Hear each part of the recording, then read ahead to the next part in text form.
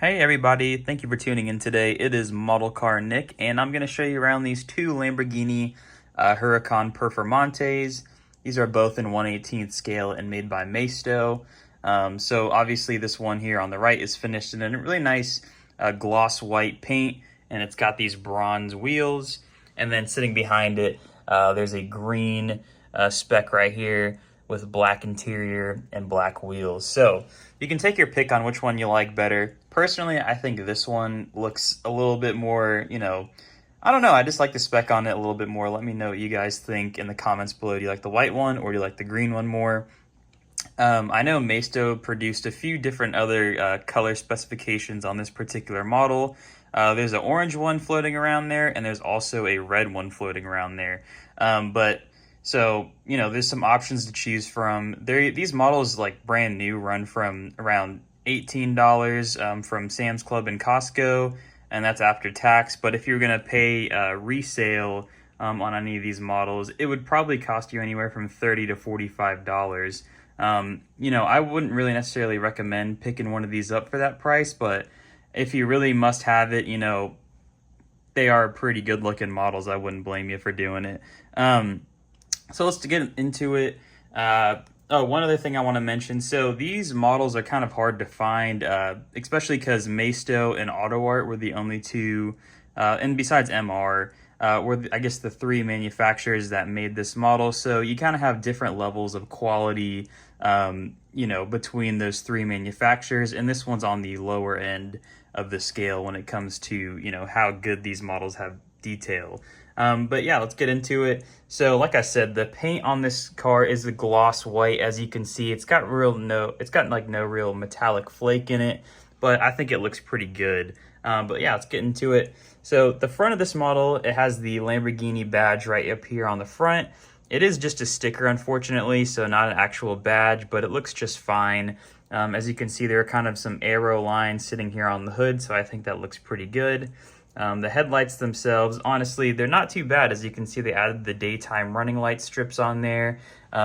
This one I have over here on the right, this is an older version of this car. I think I got this like maybe 3 years ago, maybe 4 years ago. So on the newer ones, they added the daytime running lights. And then on the older one, as you can see, no daytime running lights at all, which is kind of interesting. So let's kind of see what else this model has that the other one does not.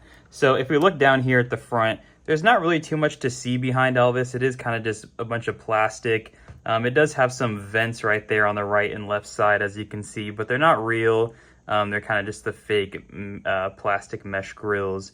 But sitting down here on the lower lip, there is an ALA badge, which is like Lamborghini's aerodynamic system. So that is kind of cool. I think pretty much on the older model, it is pretty much exactly the same. So nothing really different there to note. There is kind of an interesting thing going on with this model. There are these little two dimples that sit on either side, and it is on the old one. But I think it is kind of weird. I'm not really too sure what that does or if that's even on the real car, but that is something to note, that there's these little two dots right here that don't actually do anything. It could be like a sensor, but I honestly have no idea. But we'll come moving down the side, and as you can see, both of these models look absolutely incredible with their side profile. So the first thing you notice is the tricolore flag, which is the Italian flag that graces the side of these cars. So I think it looks a little bit better on the white one because it doesn't conflict with any of the paint color. The green one's kind of interesting because, on the top of the flag, there's a green stripe. So it looks a little interesting, but, I don't really hate it. I think it looks a little bit better on the white one, though. So these are the wheels. The wheels are kind of hard to see anything behind them, but there is black brake calipers with the Lamborghini logo written down the side of it, and it looks like we have drilled rotors behind there too. The Lamborghini badge does sit in the center wheel lock of this wheel.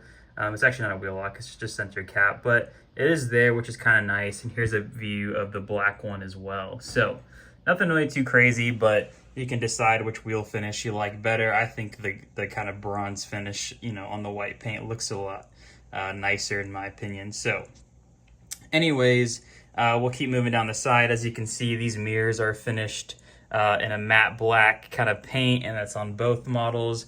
There is kind of a lack of carbon fiber on both of these, though, unfortunately. There actually is none, which is kind of funny because on the real car, the Performante has kind of a lot of carbon fiber. You certainly wouldn't get that on these cheaper, lower end scale models, but that's all right. We'll keep going on with the video though, but that is something to notice. There's no carbon fiber to mention on either specs of these models. So moving down here, there is a little air intake. This part's just finished in this gloss black, and it looks pretty good. Performante badge right there.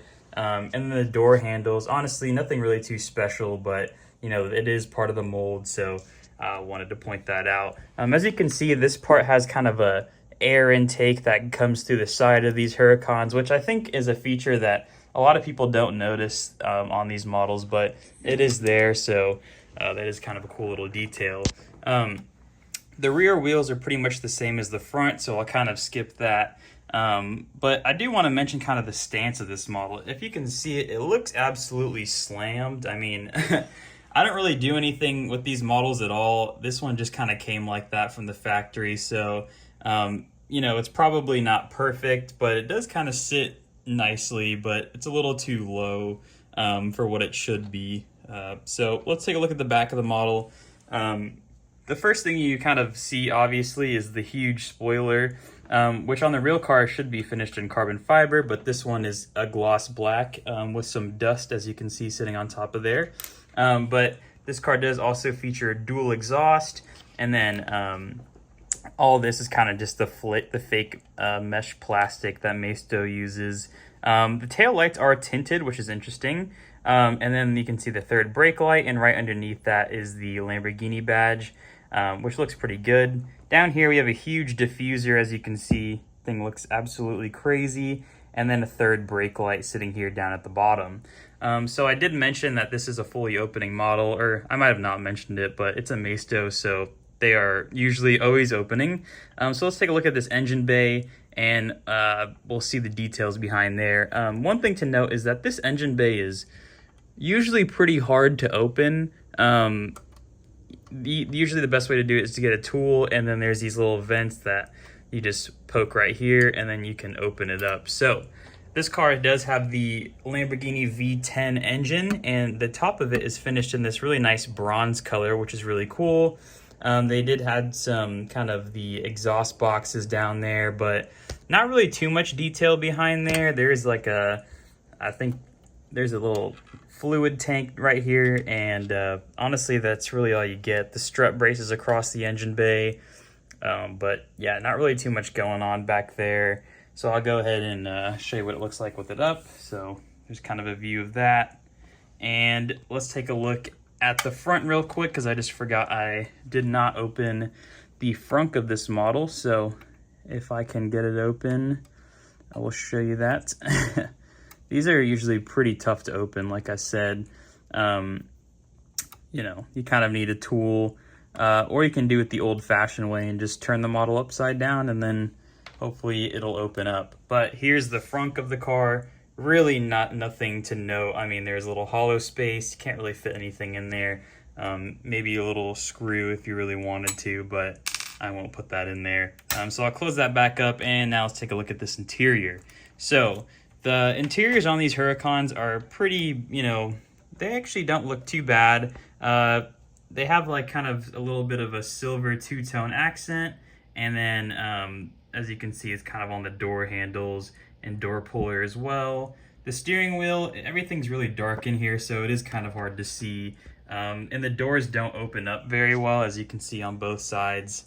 That's as much as they open, unfortunately. So, you know, here's kind of another view of the interior. I'll show you what it looks like on the other side. And yeah, honestly, not a bad interior, but not too much detail. You're not getting any carbon fiber. Here you have bucket seats in there, but you know, it looks really plasticky, pretty cheap. It's pretty much identical, if not exactly identical, on this other model, so I won't show you that. But you know, the Performante is a really cool car. I think potentially one of the best variants of the Huracan, next to maybe the STO. But this is a little bit more of a classy car. It's still a race car looking, but not as crazy as the STO. But yeah, this is, you know, the model, and I think it's a pretty decent one. There is one thing I forgot to mention with flaws. The glass that they use on the back of this model is kind of prone to, you know, taking damage to the sun directly. I mean, all models are, but this one is just looks super flimsy, super cheap. There is kind of like a rainbow like effect with the way the light hits it. So they used really cheap glass on the newer model. I think on the older one, I didn't really notice, you know, any issues with it, and I've had this one for a few years, but the newer model, you can see that this glass right here that they use in the rear is a lot, you know, cheaper. As you can see, it kind of flexes, but this is a brand new model, and I hadn't had it for that long, so don't know why this one, you know, is not as good as kind of the older one. That is something to mention. But I think if you really want a cool spec, you got to get the new one. But yeah, that's really the only drawbacks of this model besides the lack of carbon fiber. But like I said, again, for the price, it's not too bad. I think, if I didn't say it earlier, so $35 to $40, I would say, on resale prices would be, you know, I guess a fair price of what these things would go for. But like, I wouldn't really recommend paying, you know, resale prices for a Maisto model. But yeah, that's my review on this model. I'd probably give it a solid 6 out of 10 just because it's, you know, really not as nice as it could be. I think especially on these newer models, yes, they added the daytime running lights, but the quality of the glass in the back is really bad. You know, no carbon fiber. Obviously, this is a Maisto, no real mesh grills. So it's not, you know, a perfect model. The way it sits isn't great too. So a few flaws, but, you know, if you can get these for retail, I would highly recommend it. But yeah, that's kind of my opinions on it. Let me know if you guys agree in the comments below. Would you get this model? Because, you know, I think I would get it again. I'm actually selling it today. But anyways, like I said, that's the review. Let me know if you guys enjoyed it. Please like and subscribe if you're not already, and I will see you in the next video. Take it easy, guys. Bye.